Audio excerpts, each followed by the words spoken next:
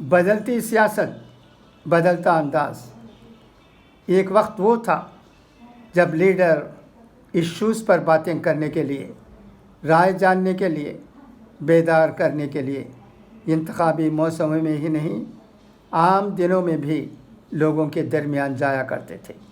وہ سیاست کا مطلب عام لوگوں سے سروکار سمجھتے تھے۔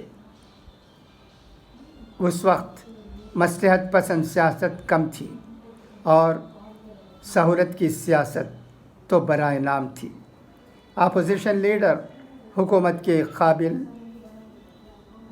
کے قابل اعتراض اقدام کی مذمت کرتے تھے، مگر الزام عائد کرنے میں جلد بازی نہیں کرتے تھے۔ لیکن جیسے جیسے وقت گزرتا گیا، سیاست کا روپ رنگ بدلتا گیا، سیاست کرنے کا انداز بدلتا جا رہا ہے۔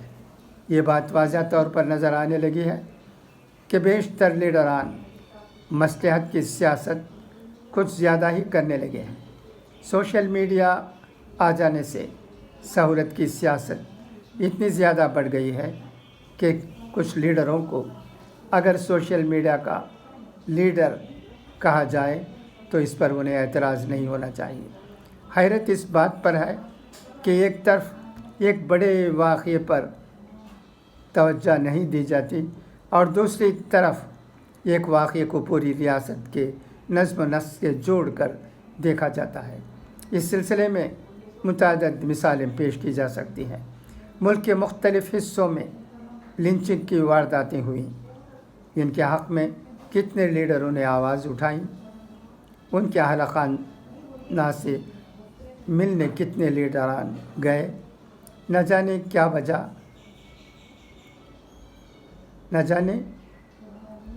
جانے کی وجہ کیا رہی، یہ بتانے کی ضرورت نہیں ہے، مگر سیکولرزم کے نام پر سیاست کرنے والے لیڈروں کی یہ کوشش رہتی ہے کہ انہیں ووٹ سیکولر شبیہہ کی وجہ سے ملے۔ مگر سوال یہ ہے، کیا خود کو سیکولر کہنے سے ہی کوئی لیڈر سیکولر ہو جائے گا اور خود کو سیکولر نہ کہنے والا دوسرا لیڈر سیکولر نہیں ہوگا؟ سوال یہ ہے کہ جو پارٹیاں خود کو سیکولر کہتی ہیں ان کے راج میں لنچنگ کیوں ہوتی ہے؟ اور اگر ہوتی ہے تو ملزمین کو جلد از جلد سزا دلانے کی کوشش کیوں نہیں کی جاتی؟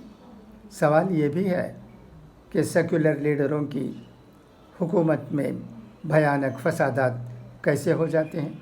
وطن عزیز ہندوستان میں دنگوں کی تاریخ نئی نہیں ہے، مگر مغربی بنگال کے وزیر اعلیٰ جیونتی باسو اور بہار کے وزیر اعلیٰ لالو پرساد یادو نے یہ ثابت کیا تھا کہ ریاست کا وزیر اعلیٰ اگر مستعد ہو تو دنگے نہیں ہوں گے، اور اگر ہو جاتے ہیں تو انہیں قابو میں کرنے میں تاخیر نہیں ہوگی۔ مگر حیرت اس بات پر ہے کہ ایک حکومت میں لنچنگ ہو جاتی ہے، دنگے ہو جاتے ہیں، مگر اس کے باوجود اس کا سربراہ دعویٰ یہ کرتا ہے کہ وہ سیکولر ہے۔ تو ایسے سیکولرزم سے کیا فائدہ؟ یہ سوچنے کا وقت آ گیا ہے، یہ دیکھنے کا وقت آ گیا ہے کہ اگر ایک لیڈر کو ہم اچھا نہیں مانتے اور دوسرے کو اچھا مانتے ہیں تو کیا واقعی اس نے انصاف کیا ہے؟ الیکشن میں امیدواروں کا انتخاب کرتے وقت اور بعد میں حکومت سازی کے وقت آبادیوں کے تناسب کا خیال اس نے کیا ہے؟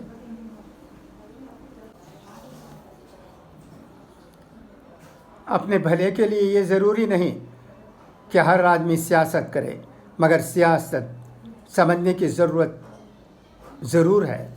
تبھی یہ بات سمجھ میں آئے گی کہ اتر پردیش ایک بڑی ریاست ہے، وہاں کی آبادی 20.42 کروڑ ہے۔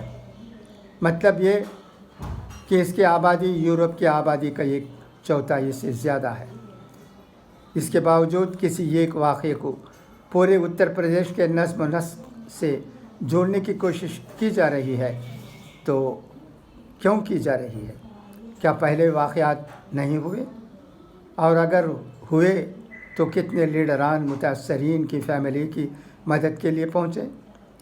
مصلحت کی سیاست کرنے والے لیڈران کیا آج اس لیے متحرک نہیں ہو گئے ہیں کہ اسمبلی انتخابات میں زیادہ دن نہیں بچے اور انہیں ایسا لگنے لگا ہے کہ جن لوگوں کا ووٹ سیکولرزم یا اسی طرح کے کسی اور نام پر مل جائے گا، منانے کی انہیں ضرورت نہیں؟ منانے کی ضرورت انہیں ہے جن کے ووٹ ملنے کا امکان انہیں نہیں رہتا، مگر سمجھنے کی ضرورت یہ ہے کہ گزرتے وقت کے ساتھ لیڈران ہی نہیں بدلتے ہیں، ان کی سیاست کا انداز ہی نہیں بدل رہا ہے، لوگ بھی بدل رہے ہیں، ان کی سوچ بھی بدل رہی ہے۔ وہ مختلف واقعات کو ملا کر دیکھنے لگے ہیں کہ ایک طرح کے واقعے پر کسی لیڈر کا رد عمل ایک کمیونٹی کے لیے کیا تھا اور دوسری کمیونٹی کے لیے کیا ہے۔ کون لیڈر مصلحت کی سیاست کر رہا ہے، کون لیڈر سہولت کی سیاست کر رہا ہے اور اسے عام لوگوں سے کتنا سروکار ہے۔ چنانچہ 2022 میں ہونے والے اسمبلی انتخابات کے لیے بھلے ہی ابھی سے ماحول بنانے کی ابتدا کر دی گئی ہو، مگر عوام پل پل بدلتی سیاست کے ساتھ بدلتے ہوئے لیڈروں کو پسند نہیں کرتے۔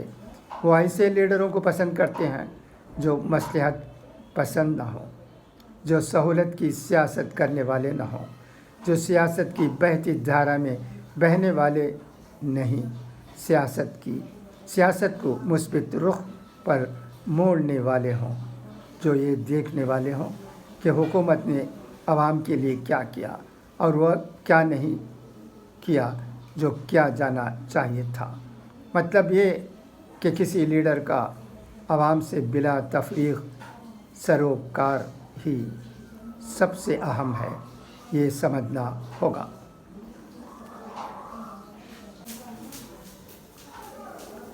دوستو، آپ نے یہ اداریہ سن لیا ہوگا، کوئی پارٹی صرف اس لیے اچھی نہیں ہو جا سکتی جو سیکولرزم کا نام لیتی ہے، اور دوسری پارٹی صرف اس لیے بری نہیں ہو سکتی کہ وہ سیکولرزم کا نام نہیں لیتی ہے۔ ہمیں دیکھنا یہ ہے کہ کون سی پارٹی لوگوں کے لیے کیا کرتی ہے۔ اگر کوئی پارٹی لوگوں کی بھلائی کے لیے کام کرتی ہے، لوگوں میں امن و امان پیدا کرنے کی کوشش کرتی ہے، تو اس پارٹی کو اچھی پارٹی سمجھنا چاہیے، وہی پارٹی اچھی سمجھی بھی جائے گی۔ اس ادارے میں کہا گیا ہے کہ اتر پردیش ایک بہت بڑا صوبہ ہے، یہاں کوئی واقعہ ایسا ویسا پیش آ جاتا ہے تو اس کی وجہ سے پورے صوبے کی بدنامی نہیں ہو سکتی، یا اس صوبے میں رہنے والی پارٹی کو غلط نہیں سمجھا جا سکتا، نہیں سمجھنا چاہیے۔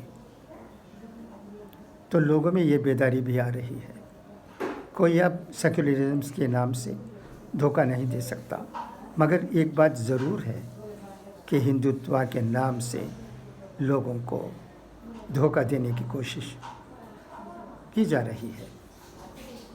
ہندوستان میں رہنے والے اقلیت یہ چاہتے ہیں کہ ہندوستان میں رہنے والے لوگوں کے ساتھ ان کا مذہب چاہے جو بھی ہو، اچھا سلوک ہو۔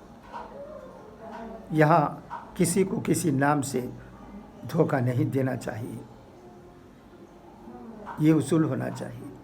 اگر ایسا ہوتا ہے، اگر کسی صوبے میں اچھائیاں زیادہ ہوتی ہیں، لوگوں میں بھلائی کے کام ہوتے ہیں، لوگوں میں امن و امان ہے، تو اس پارٹی کو، پارٹی جو بھی ہو، وہ پارٹی اچھی سمجھی جائے گی۔ اس پر لوگ سوچ رہے ہیں، وقت بدل رہا ہے، لوگوں کی سوچ بھی بدل رہی ہے۔ ایسے میں ہمیں یہ دیکھنا ہے کہ کون کن کے لیے کیا کرتا ہے۔ اگر کوئی پارٹی تمام لوگوں کو ساتھ لے جانے کا جذبہ رکھتی ہے اور لوگوں کی بھلائی کے کام بھی کرتی ہے اور نفرت کی سیاست نہیں کرتی ہے تو پارٹی اچھی ہوگی۔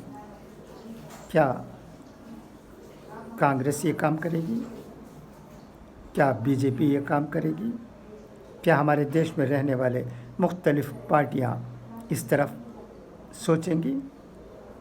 انشاءاللہ العزیز مستقبل میں سوچیں گے ضرور، اور مستقبل میں ایک اچھا قدم بھی تمام پارٹیوں سے اٹھایا جائے گا، کیونکہ ان کو معلوم ہونا چاہیے کہ نہ سیکولرزم کے نام سے لوگوں کو دھوکہ دیا جا سکتا ہے، نہ ہندوتوا کے نام سے۔ یہ دونوں الفاظ اب اپنی اہمیت کھو چکے ہیں۔ اللہ کرے کہ ہم ٹھیک باتوں کو ٹھیک سمجھیں اور ہندوستان کو ٹھیک راہ پر لے جانے کی کوشش کریں۔ یہ وقت کی ضرورت ہے۔ خدا حافظ، فی امان اللہ۔